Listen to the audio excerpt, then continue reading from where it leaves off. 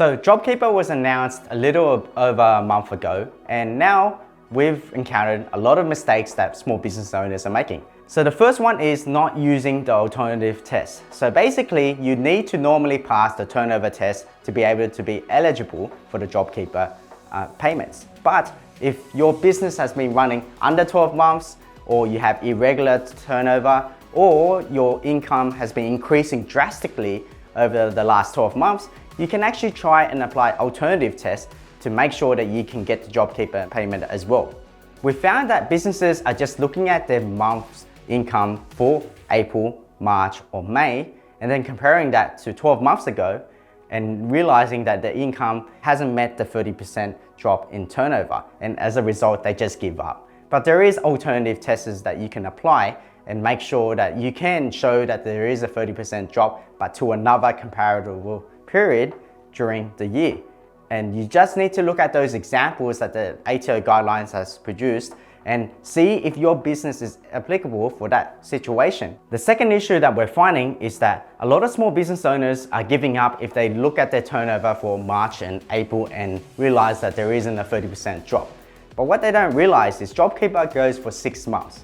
So you're looking at April all the way to September. So therefore, you can try to apply the turnover test in May or any of the months onwards, because yes, sometimes you're going to be making money during April and March because your business hasn't slowed down yet due to COVID, but your business, you know, will slow down moving forward from May onwards. So best to look at your business and look at the income that you're going to be forecasting to receive in the following months. If you've never met the JobKeeper eligibility requirements in March and April, you can still try to meet it for May and the months onwards. So you probably heard all over the news already that employees and employers are having arguments or having issues with their working conditions due to JobKeeper. And this is because that employers are changing the conditions of employees or even their hours that they're working.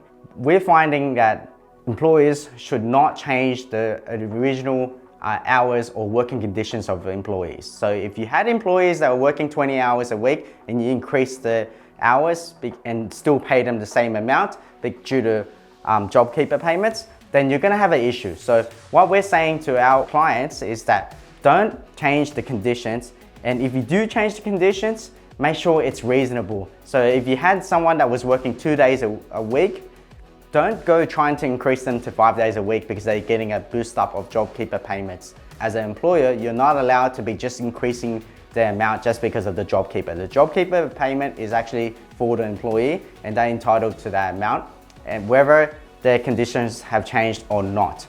The next biggest mistake we're having is that clients and small business owners are not keeping the records and evidence of their turnover tests, their JobKeeper eligibility requirements, as well as their business records. So you've got to be very, very careful that you're making sure that you're keeping the employee forms, you're keeping your bank statements, you're looking over your accounting software and you're updating your accounting software, as well as you keep the evidence of you applying the turnover test. So make sure you keep a record of everything and everything is squeaky clean, so when the tax office does come calling, you're not going to have any issues. The last and final mistake that employers or business owners are making is that they're not calling the ATO when the JobKeeper payment hasn't came in. So there are some issues that are happening, and it's not because you're not eligible for the payment, it's because the ATO has made a mistake or there was a software issue or the form wasn't filled out correctly. If you had one of those mistakes and you didn't call the ATO for the JobKeeper payment, then your payment's not going to come in. And that's going to be a massive issue because you're not going to get that money to reimburse for wages. So if you applied for JobKeeper and you haven't received your amount, just call the tax office and find out what's going on. It could just be a simple mistake and that your payment is coming to you, but you just haven't fixed that mistake yet. So call the tax office. So here are the 5 biggest mistakes. If you're finding that you're facing these issues, then it's best not to stress too much. Speak to your accountant or speak to an expert and we will help you resolve these issues.